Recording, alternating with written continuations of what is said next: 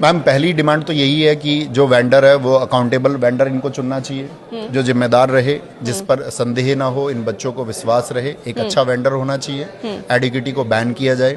दूसरा, बच्चे की टेक्निकल जितने भी ग्लिचेस हैं आपका एग्जाम देते समय वो दूर हों। उनके एग्जाम सेंटर से संबंधित जो भी समस्याएं हैं वो दूर हों, उनके लिए एक्सेसिबल हो, एक सुगम रास्ता हो, ट्रैफिक की अच्छी व्यवस्थाएं हो, उन सब का ध्यान रखा जाए।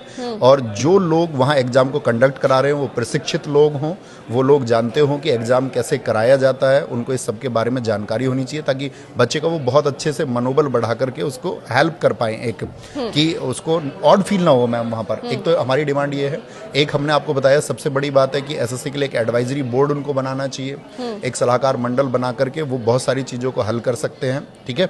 और एक हम बात करेंगे इसमें आपका वेटिंग लिस्ट की समस्या मैम दूर होनी चाहिए, जो वेटिंग लिस्ट का इशू है आपका।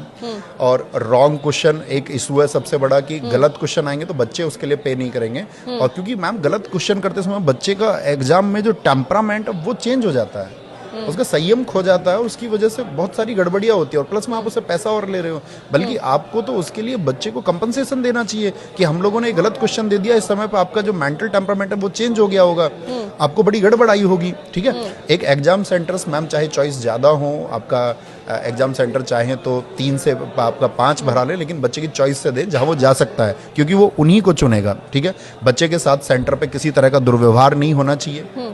टेक्निकल ग्लिचेस के बारे में हम आपसे बोल चुके हैं।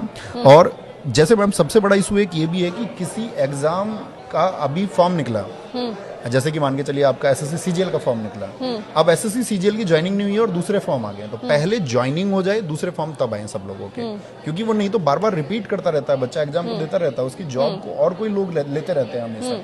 तो ये सब चीज़ें हैं जिनके बारे में एसएससी को विचार करना होगा। और बहुत सारे मुद्दे हैं मैम जिस पे हमारा टीचर्स का डेलीगेशन एक बहुत अच्छे तरीके से हम वही डिमांड फिर रखेंगे कि आपका एसएससी चेयरमैन को मिलना चाहिए और डीओपीटी को मिलना चाहिए। बिल्कुल। रणनीति क्या रहेगी आगे, बता दीजिए आप कि अगर ये जो प्रदर्शन चल रहा है इसी तरीके से, जैसे कि हमने देखा लाठीचार्ज हुआ है, डिटेन किया गया है, तो मतलब प्रशासन जो है साफ तौर पर तो इस बात पर अभी सीरियस नजर नहीं आ रहा है, तो आगे की क्या रणनीति रहेगी आपकी? इसी तरह से प्रदर्शन जारी रहेगा? प्रदर्शन बिल्कुल ऐसे ही जारी रहेगा मैम। बच्चों के अंदर बहुत तीव्र आक्रोश है, और बच्चे कल नहीं थे, कल तो सिर्फ टीचर्स थे।